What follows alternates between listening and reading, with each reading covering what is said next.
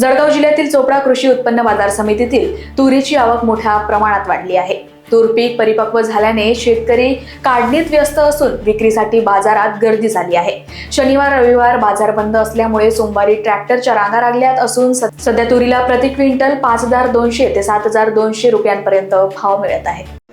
आपल्या कृषी उत्पन्न बाजार समितीमध्ये सध्या आवक कसली वाढलेली आहे आणि काय भाव चालू आहे? सध्या तुरीची आवक मोठ्या प्रमाणात आहे। 800 ते 1200 क्विंटलपर्यंतची आवक असते। तरी साधारण म्हणजे 5200 पासून तर 7200 पर्यंत तुरीचे भाव आहेत। सर्वसाधारण 6,500 ते 7,000 पर्यंतचे आपल्या तुरीची आवक वाढण्याची शक्यता आहे।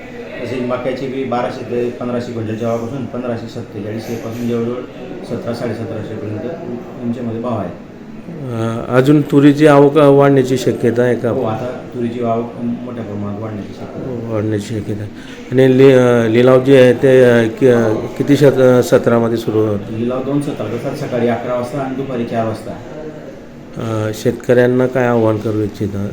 शेतकरी बांधवांनी जास्तीत जास्त चोपडा बाजार समितीला माल विक्रीसाठी भाव योग्य प्रकारात मिळत असतो।